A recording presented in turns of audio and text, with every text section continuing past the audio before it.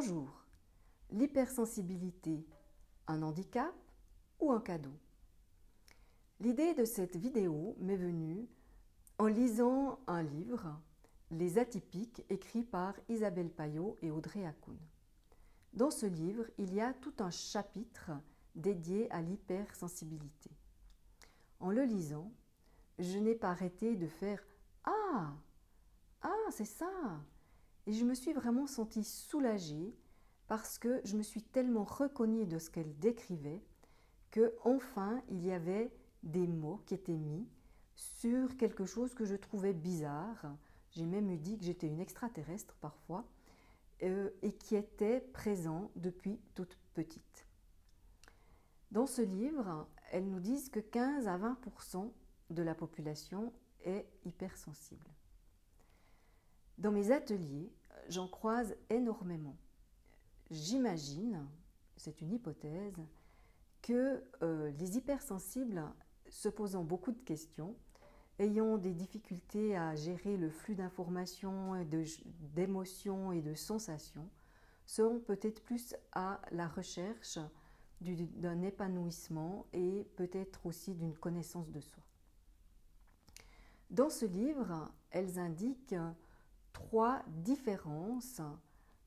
différentes manières que notre cerveau a de fonctionner par rapport à des gens moins sensibles.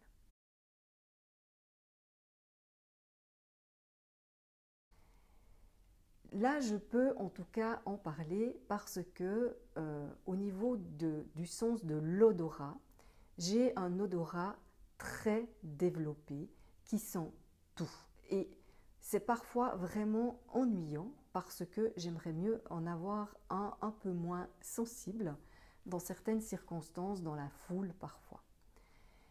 Mais même chez moi, il m'arrive de sentir des odeurs et de ne pas réussir à retrouver mon calme tant que je n'ai pas trouvé l'origine et que je n'ai pas pu l'éradiquer. Et ça faisait rire beaucoup ma famille. Je dis faisait parce que mes enfants n'habitent plus à la maison, mais ça faisait souvent rire ma famille parce que j'étais un peu comme un chien furteur à chercher dans tous les coins pour trouver où était l'origine de cette odeur qui me dérangeait, qui souvent, eux, ne sentaient même pas. Voilà par rapport à l'odorat. Et je suis aussi moi très sensible au bruit. Dans les restaurants, je vais systématiquement regarder de ne pas me trouver là où il y a le haut-parleur.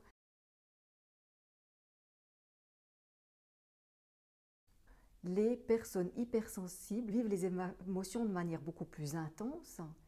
Elles ont de la peine à les trier, elles ont de la peine à mettre des mots dessus. Et souvent, elles sentent aussi celles des autres. Et elles se les approprient, je dirais même. Et là, j'ai envie de faire une différence qui est importante pour moi, qui est entre la sympathie et l'empathie. Pour ma part, tout au début de ma vie, enfin d'enfant, mais en tout cas d'adulte, j'ai souvent été dans la sympathie. Je vivais les émotions qui ne m'appartenaient pas, mais je les ressentais réellement. Et j'ai découvert ça lorsque j'ai fait ma formation en kinésiologie, car les premières séances, enfin pendant des mois dans les séances, il y a des émotions qui sortaient qui n'étaient pas les miennes, mais que je ressentais. Je ressentais une tristesse qui n'était pas ma tristesse, de la colère qui n'était pas ma colère, etc. Donc, d'être en sympathie n'est souvent en plus pas aidant à l'autre, parce que si l'autre est triste et puis que nous sommes aussi tristes que lui, ben, on pleure ensemble et puis on s'enfonce dans la tristesse et c'est pas soutenant.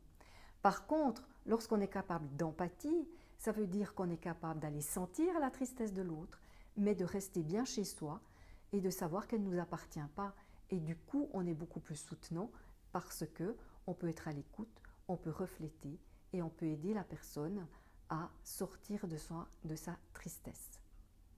Voilà au niveau de ce piège qu'il y a dans lequel les hypersensibles peuvent facilement tomber, c'est-à-dire d'être une éponge émotionnelle et de ramasser toutes les émotions qui passent. Déjà que nous-mêmes, on en vit beaucoup, mais en plus, si on prend encore celles qui passent, ça devient visiblement très compliqué à vivre.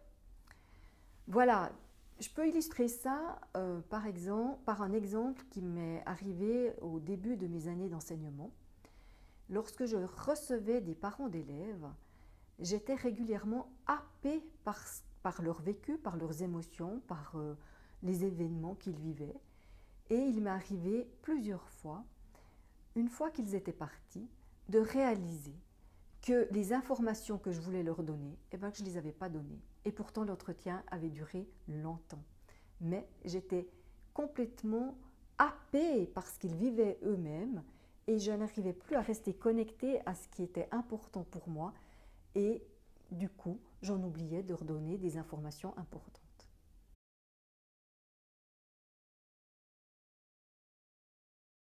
Et ceci va générer énormément de questions, énormément d'hypothèses, d'analyses et de liens dans leur tête.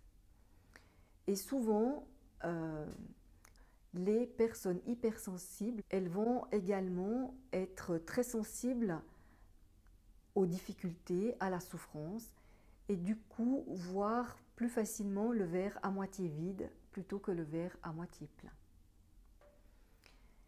Elles vont aussi plus facilement se lancer dans des causes perdues.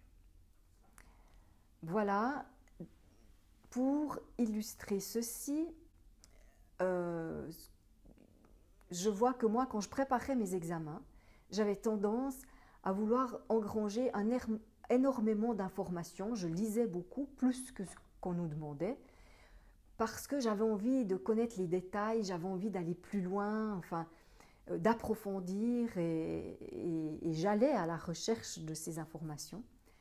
Et par contre, ça me demandait beaucoup de temps pour après les trier, les synthétiser et rendre un texte qui soit déjà dans les normes qu'on nous donnait au niveau taille, mais aussi qui soit pas rempli de plein de détails, mais qui aille à l'essentiel.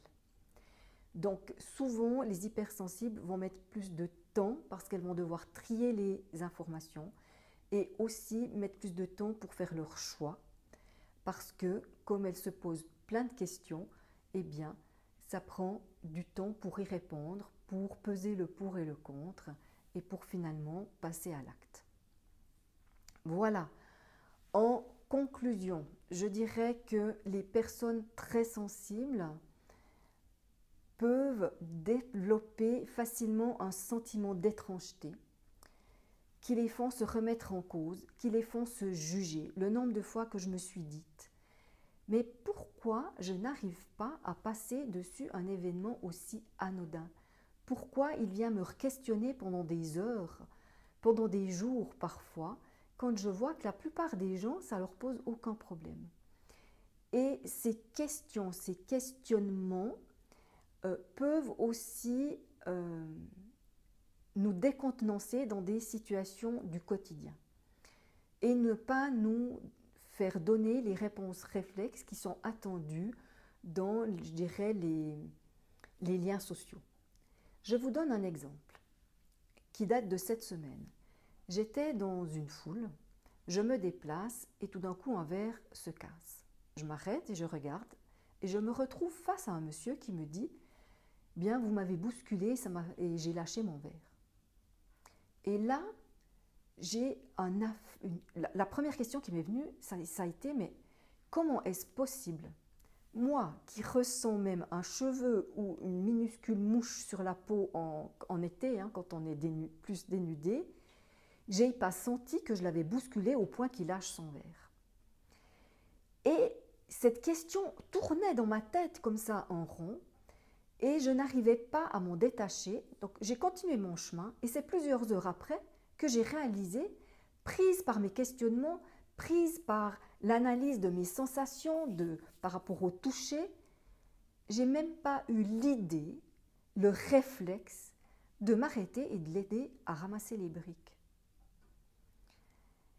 Il m'arrive aussi, par exemple, quelqu'un passe en voiture, me fait signe, et au lieu de répondre comme ça, de manière instinctive, en réaction, je dirais, eh bien, tout d'un coup, je vois un détail, et ce détail vient me percuter et fait que je porte mon attention. L'attention, c'est comme une caméra, j'ai ma caméra qui vient comme ça sur moi, et j'en oublie d'aller la voir chez les autres. Et je dirais que c'est quelque chose peut-être chez les hypersensibles qui est plus difficile de faire ces mouvements de caméra parce que quand on est plein de questions, plein d'hypothèses, qu'on analyse, eh bien la caméra elle est tournée sur nous et on en oublie d'aller voir ce qui se passe chez l'autre. Et là, dans le cas de la voiture qui passe, eh bien quand je suis décontenancée par un détail, j'oublie de répondre tout de suite. Et quand j'y pense, ben, la voiture a passé puis c'est trop tard. Voilà quelques situations par rapport à l'hypersensibilité que moi je peux vivre. Donc finalement, cadeau ou handicap? Alors pour moi, il est clair que c'est un cadeau, mais c'est un cadeau qu'on doit apprendre à utiliser, qu'on doit apprendre à gérer, à canaliser, qu'on doit apprendre à mettre des mots sur ce qu'on vit et à mettre plus de conscience, surtout sur ce qu'on vit, parce que souvent l'afflux d'informations arrive, nous brasse, nous brouille, mais nous n'avons pas conscience de quelles informations sont arrivées. Donc avec un travail de meilleure connaissance de nous-mêmes, on développe notre conscience et cela nous permet de mettre des mots et de faire en sorte que cette hypersensibilité devienne vraiment comme un vase, un récipient plein de subtilité, plein de couleurs, plein de nuances, que ce soit nuances au niveau sonore, nuances au niveau visuel, nuances au niveau du goût, enfin voilà, moi je vois un peu les hypersensibles comme des personnes qui ont devant elles un tableau avec plein de détails, avec beaucoup plus de détails et beaucoup plus de nuances que peut-être les personnes moins sensibles. Et que ça peut être un levier magnifique d'épanouissement, de créativité. Et aussi, avec l'hypersensibilité, on a une capacité plus développée d'être en empathie parce que, une fois qu'on a été capable de mettre de l'ordre chez nous, eh bien, on est capable d'être à l'écoute de ce que vivent les autres et de pouvoir mettre des mots sur ce qu'ils vivent pour les accompagner. Ce qui est, pour moi, en tout cas, quelque chose qui est important dans le métier que je pratique, le métier d'accompagnement. Voilà. Je conclurai par une citation, une phrase que j'ai prise justement dans ce livre, Les Atypiques, qui est « Le cocktail empathie, intuition et créativité est un vrai sabre de Jedi lorsqu'on sait bien l'utiliser. » Donc, je souhaite à tous les hypersensibles d'utiliser leur sabre à bon escient pour se créer une vie épanouie et joyeuse. À bientôt, au revoir.